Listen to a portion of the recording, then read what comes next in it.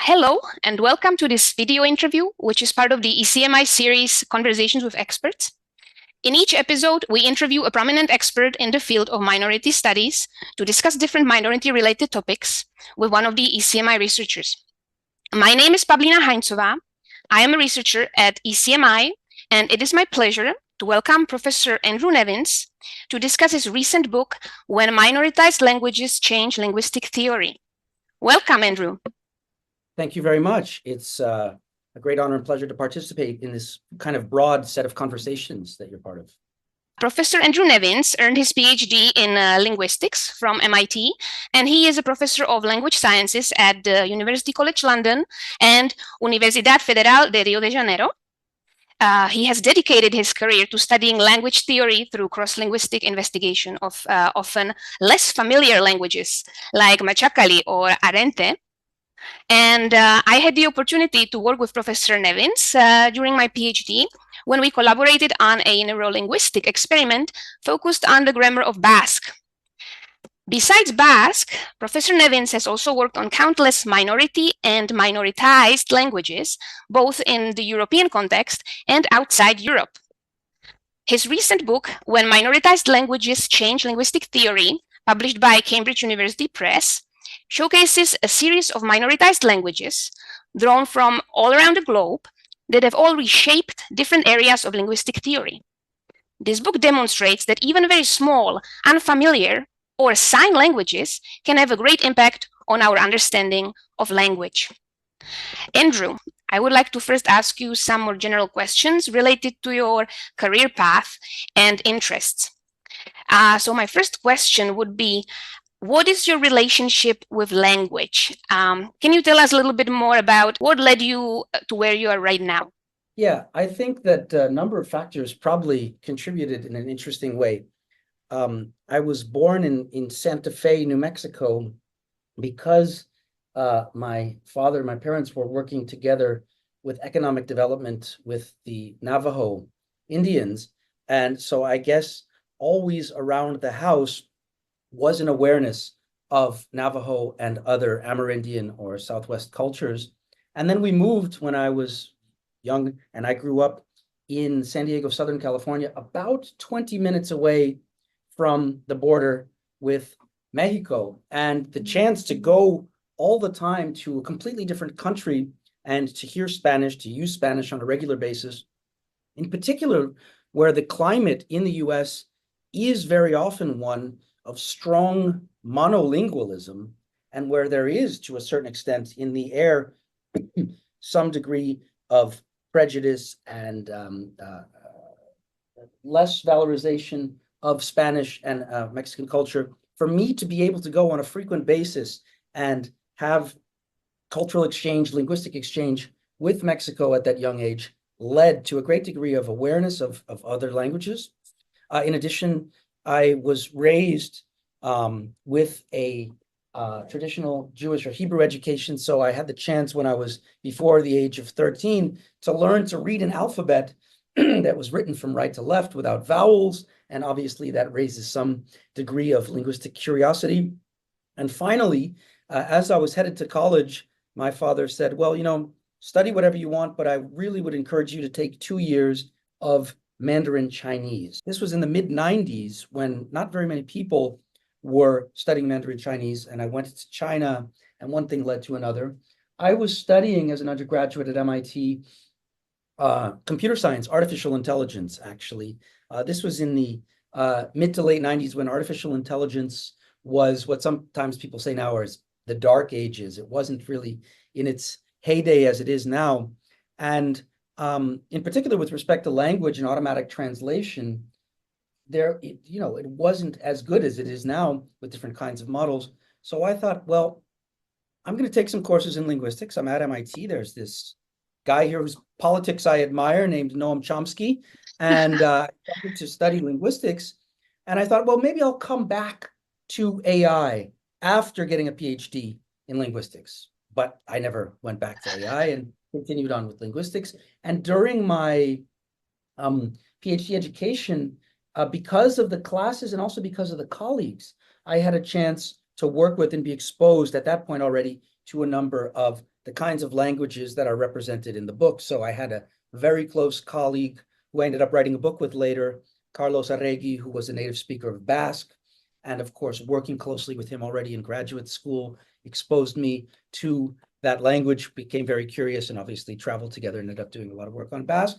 But we also had what was called a linguistic field methods course on Kurdish, on a particular Kurdish language called Zazaki, again, in part because of the political activism around the department during Noam Chomsky's presence. And because of that, I ended up working together with the native speaker of Zazaki Kurdish. We did linguistic field work and learned a lot about specific structures in the language, but along the way, she was a journalist who wanted to make a film about her language. And so actually, if you look on YouTube, there's a short film called With an Eye and an Ear Towards Zazaki. It's about a 20-minute movie, which the two of us made together at that time. And that was my first step in realizing that while doing linguistic fieldwork, one needs to have some degree of return and collaboration together with the native speakers, their epistemologies, their desires as a language-speaking community. And so that collaboration together was probably one of the first steps to move away from just studying languages as objects that contribute to linguistic theory and working together with communities of speakers. And then from there, many other, well, it's been about 2 decades since, but that was how things got started, I'd say. Andrew, in your book, you draw a very clear distinction between minority and minoritized languages. Can you briefly explain to our audience what's the difference and what sparked your interest in the minoritized languages specifically? Yes, I think that's, in a sense, it's a very easy question, but still the word minoritized, I would say, has not a huge presence in the English language. It's a bit more in French. Although if you look, there are Wikipedia articles, of course, that refer to minoritized languages. And the issue is quite simple. Minority suggests a numerical minority. If we look at a case, for example, cases very easy to discuss, let's say the cases in South Africa of Zulu. Zulu is not a numerical minority compared to, for example, white or Afrikaans, other languages in South Africa in particular, but has been historically and still is in many ways minoritized. Now, the verb minoritized means there's been an action, right? Minoritized is a kind of participle that suggests the result of people who are doing the minoritizing. And it suggests that minority is not necessarily an inherent quality of a language. It's a result of a set of circumstances where particular groups of people decide to minoritize or make lesser qualitatively and or quantitatively particular languages, even though they don't inherently have that status. Yes, this is very good way, actually, I think, to explain the difference using the verb versus adjective. I'm also curious to know, what do you think? Are all the minoritized languages then also endangered to some extent as a consequence of this action of minoritization? Not all of them. So I think that's a careful distinction to make. I mean, most, yes, in many ways, because minoritization will lead to less use necessarily of a minoritized language in certain spheres, right? In health spheres or in educational spheres or in governmental spheres. That's one of the issues often also as well in scientific spheres, which is where I think that as researchers, we can contribute, but not necessarily, like that's not necessarily the case. So for example, signed languages, I would say, are minoritized in the sense that, speakers of sign languages or signers of sign languages almost always have to learn the ambient dominant spoken language. There are some very nice examples educationally of, for example, Gallaudet University in the United States, which is an all ASL medium university. But, by and large, many cases of signed languages are minoritized, but I wouldn't say that sign languages per se are endangered, right? I think that there will always be, deafness, there will always be deafness for a variety of reasons, hearing loss, birth, and a variety of other reasons that there is deafness. So it's not inherently the case that a minoritized language will be endangered. Sometimes there are minoritized languages whose numbers of speakers increase, but certainly without taking more action across the variety of arenas that I sort of outline in the book, and then I'm sure that this overall ECMI that you work with tries to focus on. Certainly, language shift is a risk, right? And speakers who will increasingly decide to abandon their mother tongue for all kinds of, external and internal reasons, which we're trying to work, against and with, may lead to kinds of endangerment or at least decrease in usage. But that's a trend that hopefully discussions like these are helping to rethink. When we talk about minoritized languages, people often think about regions other than Europe. But have you personally engaged in studying any less known European minoritized languages or language varieties during your fieldwork? Well, yeah, there are a couple of cases that come to mind. The most obvious one, which you mentioned, is Basque, which we worked on together. And Basque is, it's a funny case because many people say it's an isolate. How could Basque not be related to any other language on earth? And probably the sad reality is that it was related to many other languages, the others which may have been decimated. So in many cases, when we talk about a language isolate, it's the sole language that may survive within a language family. And Basque has many linguistic properties which make it extremely interesting for study, but we know it was highly minoritized in the 20th century, prohibited to speak Basque, during Franco's time and so forth, and now has a great resurgence. It's a wonderful resurgence. Even speakers, I was recently in the Basque country, that come from other places, fishermen that come from Senegal are learning Basque as well. So a very interesting change has occurred there. So I've worked with Basque, which is a European minoritized language. In the book, I do characterize certain varieties also, including Slovenian, at least as being historically minoritized, and also one that is underrepresented scientifically, although has wonderful contributions to make to linguistic theory.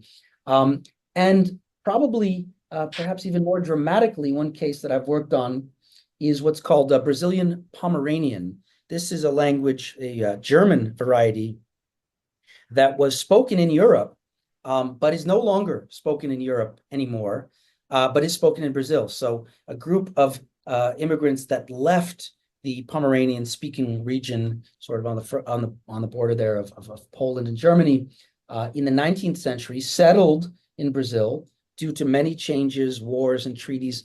Pomeranian, that variety, is no longer spoken in Europe, but it is a European language that is spoken in Brazil, and we've done some very interesting fieldwork on some of the features it's preserved. So I edited a book together with Matt Kohler called Minority and Diaspora, or Minoritized and Diaspora European Languages, where we cover some of these cases as well.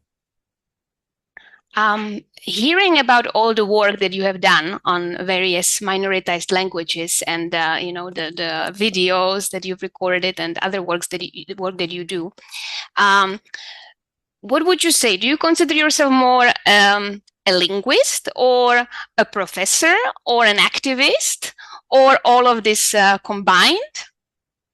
I would say I try to be all of those combined. I think it's nice to actually have the opportunity to try to do all of those things simultaneously. As I mentioned, I find it hard to be purely a researcher without working in a vacuum, without having any kind of activism. And I think it's extremely important for academics to think about the communities they work with.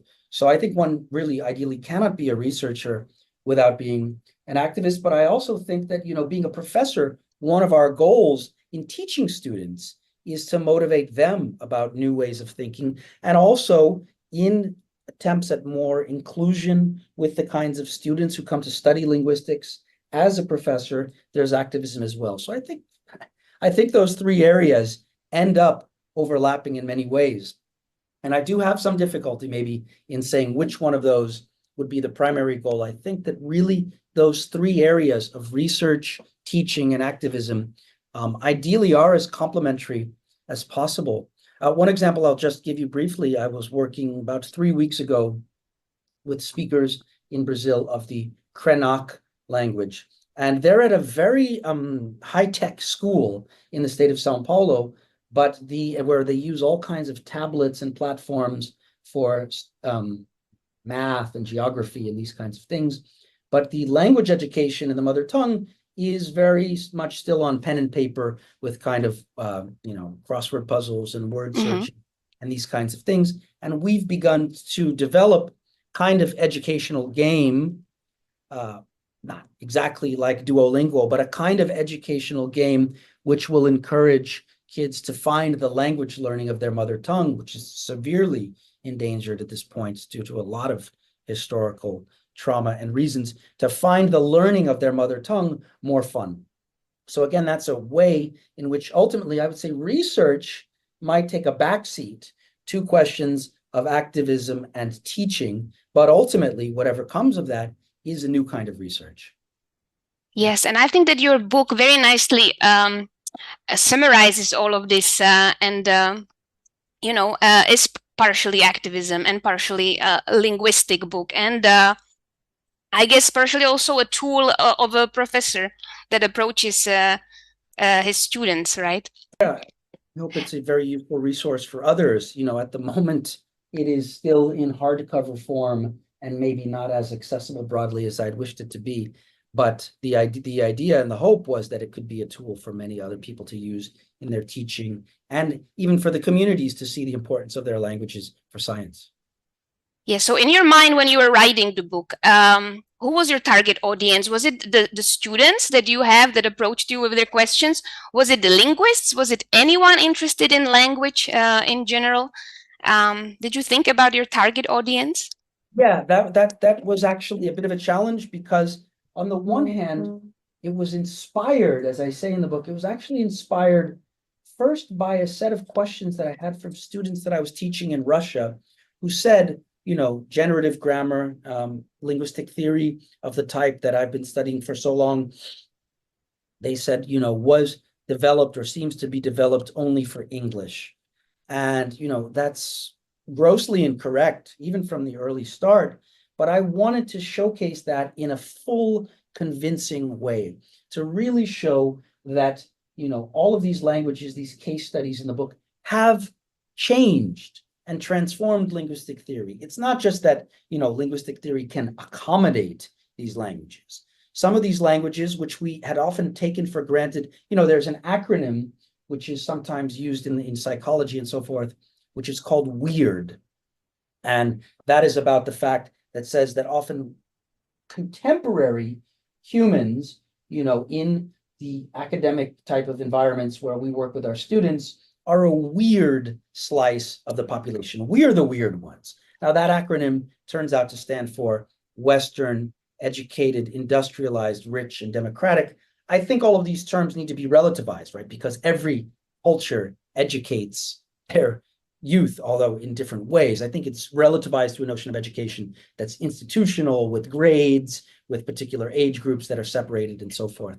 But anyway, the point of the WEIRD acronym is for us to realize that the slice of humanity that we're working with is not necessarily representative of all of humanity across the globe, past, present, and future. And we often take that for granted. So the idea was that we need to have a bit more what people call epistemic vigilance and realize that even though it's convenient sometimes to work on the languages that maybe students speak or that we speak as researchers, that is not necessarily representative of all of human nature. And in fact, when we confront those cases in close depth, we find that the theory often has to change in response. So the book was a way of showing this almost, I wouldn't say as a textbook, but could be used in teaching to show that there is a new, what we might call canon. There's a new canon, the canonical cases. I have here a book by one of my friends and favorite authors. This is, you can't see it very well, but this is Core Syntax by David Adger. And this is one of the best syntax textbooks in generative grammar. But examples from outside of European languages occur on maybe 3 or 4 pages of that. And it's not that the research hasn't been done. So the point of my book was to say there's plenty of research. It's time to bring minoritized languages into the canon so that they're not being minoritized by us within linguistic theory and teaching as well. Actually, I think you do a really nice job of providing all these cases of languages from very different areas of the world, and also the cases that show the different areas of language representation, including cases from syntax, from morphology, from phonology. My question was, how did you go about choosing all of these different cases? And if you had any method to gather these when you were collecting all the cases for your book? Thank you. That's a great question. And in fact, in the introduction and in the conclusion, I say that the set of case studies that I present is by no means exhaustive, but I think a good enough sample to show when minoritized languages really have caused a shift in linguistic theory. So as you say, I try to choose them being as representative as possible across the globe, different continents, different areas of language. Some cases that I know better, given that I've worked on topics or related topics to them. But in some cases, I had to go and learn more about certain areas of linguistics that I didn't know to find cases that I think really would be representative and important to include in the book. So for example, one of the things that I had not anticipated in the beginning in writing the book, but which I learned a lot about, was a great experience writing, was the chapter which focuses on what's called Black ASL, the African American variety of sign language used in the United States, and how for a number of very tragic, doubly tragic, but ironic historical reasons, Black ASL is very different in terms of its phonological structure from white, what some people might call mainstream ASL, because number one, of the segregation of schools. In the United States for 100 years, Black and white people didn't, among other things, go to the same schools, and this included schools for the deaf. And so the schools for the deaf were separate, and in the white schools for the deaf was a very tragic period of forced oralization, where students were punished for using sign language. Sometimes they would even have their hands burned with cigarettes if they were caught signing in class. And the deaf teachers were fired in favor of having hearing teachers, which obviously would force the students to oralize and lip read more than using sign language. A lot of this comes from a policy that was advocated by Alexander Graham Bell, the inventor of the telephone.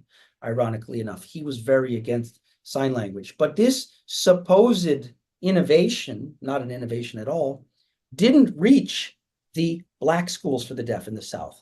And so for 100 years, these two varieties of American Sign Language developed independently. And as a result of this independent development, there were certain phonological differences that are very interesting to compare. In particular, the role of the left and the right hand in sign language, in two-handed signs, or in signs when the left hand and the right hand have different functions. And so learning about that chapter, and particularly what we have to learn about the phonological representation of what's called the non-dominant hand in sign languages, through this study of the history of Black ASL, this was a great experience to work on and learn about. This was a chapter I hadn't anticipated, and in a way is one of my favorites because of the experience of learning about it, and because of really going deeply into the questions of, okay, well, how is the non-dominant hand in sign language represented? It's not like someone playing the piano. It has a different kind of status. Did you find any other surprising and exciting facts that you didn't know about while you were gathering the cases for the book? Yeah, many of those. Some of those, I'd say that was the most exciting or surprising one. And I know I just spent a lot of time talking about it, but many of the others are there along the way. Some of them are there in footnotes and further reading. And I really say at the end how I hope that the set of case studies that in the book, which is by no means exhaustive, can serve as a way for people who are interested to contribute, as it were, further chapters, further episodes of this kind of study that will increase the protagonism of minoritized languages. And it's time for our students in our classes to realize that linguistic theory is about learning about all of the manifestations of the human mind. And that is by no means limited to languages that might be socially or politically dominant at the moment. One of the things that I found very fascinating was a thing that you mentioned in your book, that languages spoken by larger groups have fewer case distinctions and less inflection than languages spoken by smaller populations. In other words, small languages may be morphosyntactically richer compared to the larger languages. How do you explain this phenomenon? Do you have any examples for this? Thank you for bringing that up. In fact, I wrote the book around 2021, 22, and at that time, there was this widely cited paper by Lupian and Dale about this idea that if languages are spoken very often with what is called sometimes exogenous communication or exophoric communication with outsiders, that outsiders who learn the language as a second language may make the kinds of errors that we make when we speak a second language. So, for example, if you learn another language that has a different gender system, you may make errors in gender. And for those reasons, as languages who have larger numbers of non-native or adult second language speakers and contact, that may lead to some of the kinds of linguistic features that adults are bad at learning, like gender, gradually eroding in the language. Now, it turns out there has been a paper published just earlier this year by Sherbakova et al. That contests some of these findings based on a wider data sample. So I'd say that's still a lively debate. It's still a very interesting debate. The extent to which contact, doesn't necessarily lead to simplification, but it does sometimes lead to catalyzation of language change. Yes. Very fascinating. I find this very fascinating, I have to say. Part of my PhD was on this topic. So maybe you've seen this recent reply by Sherbakova. I have not. It surprised me. And I have to say I would have expected a finding like this, because the statement that larger languages are morphosyntactically less rich, I find shocking. And yeah, that's why I brought it up. So here I'm just sharing my screen. I don't know if this is helpful, just to see briefly what the title looks like. But I think it's a lively debate. I don't think it's the last word. And I think even if it's right or wrong, it is one of those cases where we'll only know the answer by more in-depth, sophisticated, careful studies of less familiar languages that have often been scientifically neglected for what I would say is sometimes the wrong reasons. So it's an important question that we can keep looking at. Right. Andrew, in your conclusion, you bring up the topic of asymmetric bilingualism. Can you tell to our audience what asymmetric bilingualism is and how does it occur? And can this result in inequality among languages spoken in a community, possibly even leading to minoritization? Most certainly.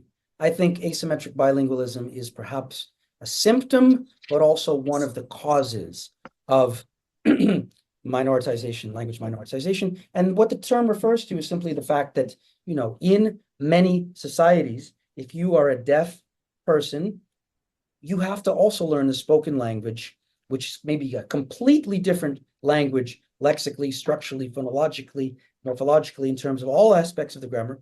But you have to learn and use that bilingually in order to do things that are related to health services, transportation, interaction with all kinds of, external services and so forth, professional and otherwise, but not vice versa, right? So if you are a speaker of Machacali, let's say in Brazil, or if you're a speaker of Basque in Spain, or France, you have to, in addition to your mother tongue, very often learn and use this other language for all kinds of functions in certain institutional spheres, but not vice versa. They don't necessarily bother to learn Basque or Mashakali or British Sign Language. So that's the asymmetric bilingualism concept. I think it's, as my son, who was, I think, 10 years old at the time, said when I was writing the book, a minoritized language then must be a language that you don't see many street signs written in.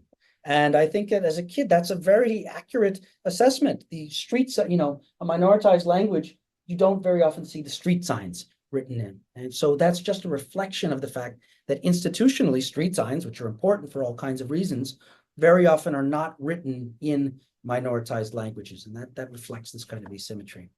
Right, the linguistic landscape, they call it. Yes. Yes. You bring up your son, and that brings me to my next question. Linguistic miseducation is another topic that you open in your book. You're arguing that there are not any language theories present in school curricula, in fact. What theory would you, as an expert in language science, suggest as the best candidate for compulsory school curriculum? That's an excellent question. I think it's difficult to suggest a single Just one. Depends on the school and the variety of disciplines and the structure of the education. But actually, what you just mentioned, linguistic landscapes, turns out to be a very good one. I was just at a conference at the University of Verona, and there's a whole program with some of the minoritized languages in that region of Italy, the Germanic varieties and the Romansh varieties and so forth. And what they are doing are linguistic landscape studies in school, also where students have these kinds of projects where they sort of will take a diagram of their self and their body and say, like, what part of their body is what language, and their heart might be this language, and their head or their mouth or their stomach or whatever might be that kind of language. And that begins to start a kind of meta-linguistic reasoning about multilingualism. So those kinds of exercises, I think, are very easy to integrate, even in, maybe artistic classes, linguistic landscape studies, where students take photos and reason about them or do drawings. Can be done in art classes. Obviously, in social studies classes, there's a lot that can be done on the multilingualism, be it prehistorical or more recent history, in almost every region where anybody studies. And I do think it's interesting, actually, that in many places it's compulsory for teachers to take at least one, future teachers to take at least one semester of sign language, at least not necessarily to become fluent, but at least to have an understanding of what it is like to use a signed language in another modality. And so those kinds of activities, I think, can also be integrated in schools at many levels. How many semesters did you take of sign language? I have taken, the sign language that I work on the most is a very small micro-community sign language of Brazil called Cena, C-E-N-A. And we recently completed a dictionary together with a team of 13 people, 4 of which were deaf researchers. And that particular dictionary was of this extended family, which due to resources not reaching them in the interior backlands, kind of desert of the state of Piauí, Brazil, developed their own emerging sign language. And so for that, for example, there are no semesters of classes that I could take. That was really straight immersion and field work. So I'm not avoiding your question by any means, but it turned out that in my own particular research trajectory, some of the kind of work that I did with micro-community sign languages, which only we have started to do some of the educational resources for, I couldn't take semesters. But right. Putting that aside, I would say that the experience of learning any sign language couldn't be helpful in another just for learning some of these characteristics of modality, of hand shape orientation, of the use of space, the use of non-manual markers on the face. A lot of this initial training, it's almost like if you learn how to read music and play one musical instrument, it could help with another musical instrument, Yes, even if it's very different. So I think a absolutely. lot of it Yes. is useful in education. Anything that goes towards what I would call the debunking of language myths is very important. Even with sign language, you know, there's a huge myth. People always say, but what? There's more than one sign language? Wouldn't it be useful if there were only one sign language all around the world? And that kind of thinking actually is so pervasive that it led me to think, well, where does this come from? And I think it comes from many people who might treat sign languages as the linguistic equivalent of a crutch or something like this. He says, okay, well, if a person needs crutches or a cane, maybe you should have only one type. But it's not a crutch, right? It is a manifestation of the human mind that has a grammar, that has a social structure, that has a lexicon, that involves lexicalization, that involves word order, communicative pressures. And of course, there will be multiple possible solutions. One of the things that we see by comparing many languages is this notion of trade-offs in a kind of problem space, right? Different languages choose different trade-offs, whether, let's say, in how large their lexicon will be, whether they use case marking, whether their words are longer or shorter, whether they have more consonants or less, that are all trade-offs to these larger kind of communicative pressures. And so linguistic diversity can be present in any modality. Yes, when you were saying that, I was thinking, maybe it's some of this monolingual ideology that you were mentioning at the beginning, infiltrating into people's minds when they think about the sign languages and all kinds of things. That is very pervasive. That's an excellent point, that the kind of monolingual ideology that people have from spoken languages might be, implicitly permeating the way they approach sign languages as well. I think so. In your book, you describe the term speaker-linguist. Who is a speaker-linguist, and how can speaker-linguists contribute to the greater representation of minorities and minoritized languages in scientific disciplines? Yeah, so the notion of a speaker-linguist or a linguist speaker is someone who is a native speaker, let's say, of a particular language and does research on their own language. So, for example, somebody who is a Kurdish or Uyghur or Basque speaking linguist and works and publishes on their own language. And obviously, someone has the insights and connection to the community and experience of a native speaker is going to be able to contribute in massive amounts of ways more than somebody like myself who can study the language but does not have those insights, reflections, connections of a native speaker. And so what I talk about with the concept of speaker linguists is also the importance of encouraging more participation in research in linguistics by speaker linguists, by speakers of minoritized languages. Now, how to make that happen involves many factors with the questions that are very complex. One involves, the identification and sense of gatekeeping and belonging with people, even with minoritized identities in academia. And that's an issue that is not specific to linguistics. But some of these conversations are being had more, believe it or not, in other fields than outside of linguistics. Linguistics might be a little bit late to this field. There's wonderful work by Anne Charity Hudley in the United States and some collaborators and other co-authors on this.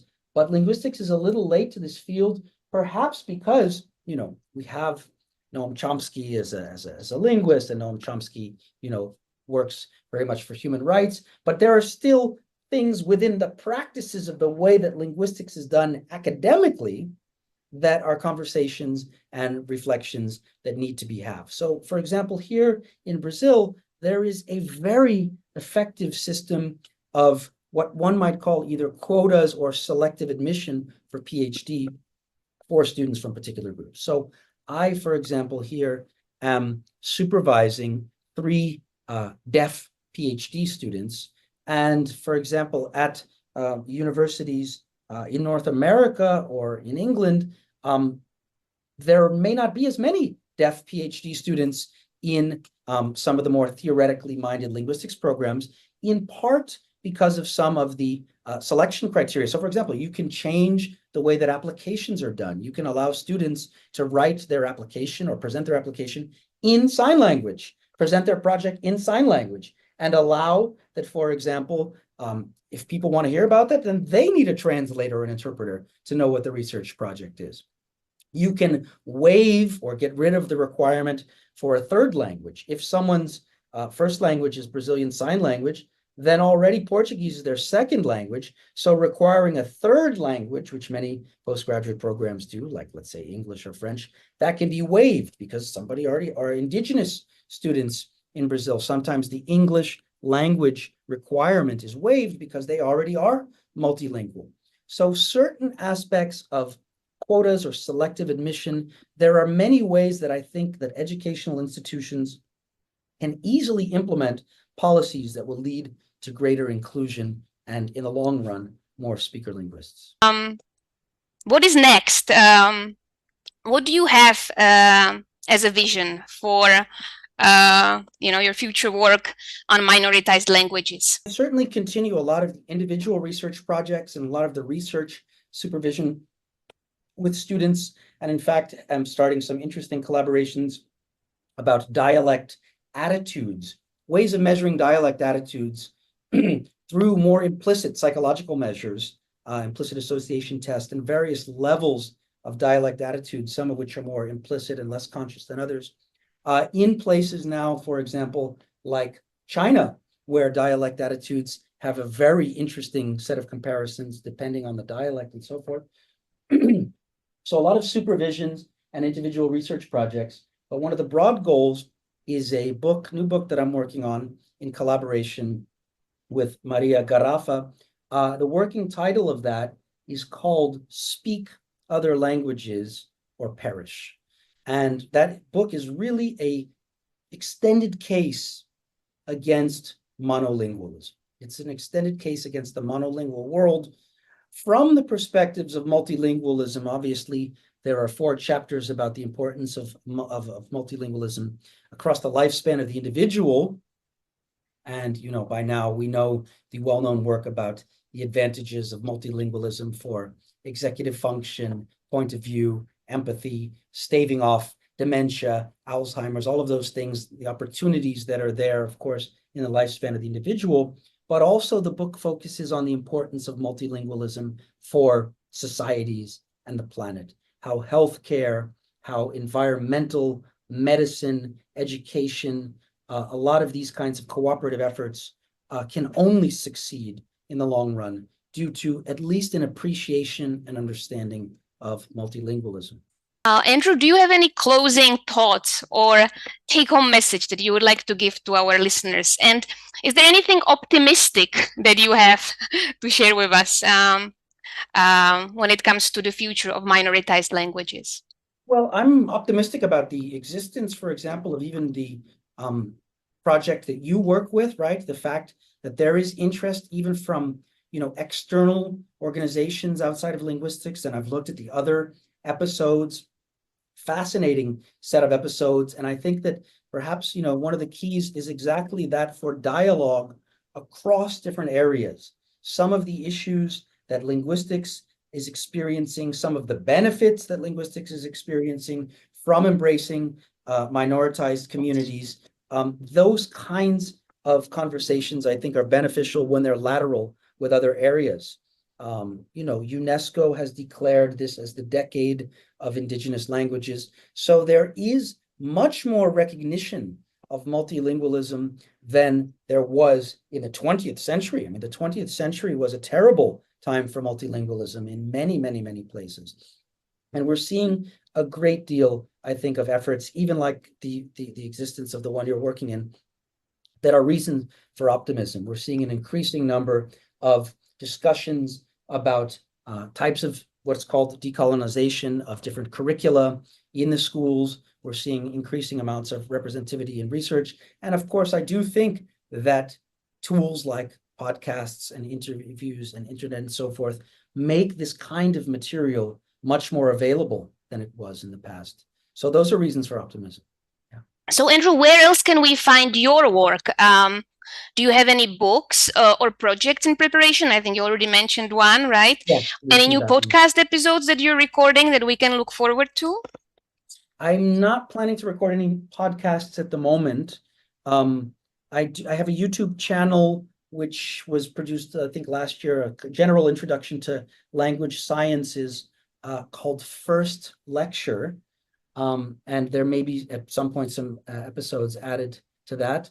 And there's the book that I mentioned, and lots of individual projects. The one that I'm, of course, most proud of most recently is this dictionary of the Cena language, C-E-N-A. And we now have a Wikipedia entry for that, both in English and Portuguese for people who want to learn more. But of course, I think that this is a multiple effort. This will take many, many, many people. And I look forward to any kinds of conversations of people working on parallel efforts that we can put our heads together and solve some of these important problems, I would say, for the well-being of humanity. A lot of these lead, I think, to some of the UN's goals for sustainable development. I think some of these emphases on multilingualism and on protagonizing minoritized languages and minoritized identities, even within the academia and the sciences, connect to some of the UN's long-term sustainable development goals. Andrew, thank you so much for this interesting interview. Oh, thank you. It was a great pleasure to have you as our guest. I also forgot to ask you to show us your book that we have been talking about. Can you show us the cover? This is a wonderful drawing that was done by the artist Sabrina Pintos. And what it represents here is, as you can see, obviously, these branches of trees, roots of trees coming out of the hands and mouths of speakers. But as they're all converging, they are all building together across this kind of stark, grim, concrete jungle in the background, a tree. And that tree represents linguistic theory and science as we know it, our shared mutual understanding of the manifestations of the human mind. Probably for those of you who have ever looked at linguistics, you'll know that we use a lot of trees in linguistic theory. We use a lot of these tree kind of diagrams. And so the metaphor of a tree as a representation of linguistic theory, as well as something that grows from these multiple roots, was a particular unifying theme on the cover that I'm actually very proud of. Of all the book covers I've ever had, this is certainly my favorite. Yes, I agree. It is very illustrative of the content of your book that I encourage our listeners to look into and read. I would like to thank you again for being our guest today. I also thank to our viewers for their time. And for more interesting information on what the ECMI does, please follow our social media and visit our website, ecmi.de. Stay tuned for the next episode. And until then, goodbye. Thank you so much for these excellent questions and this wonderful conversation. Thank you, Pavlina.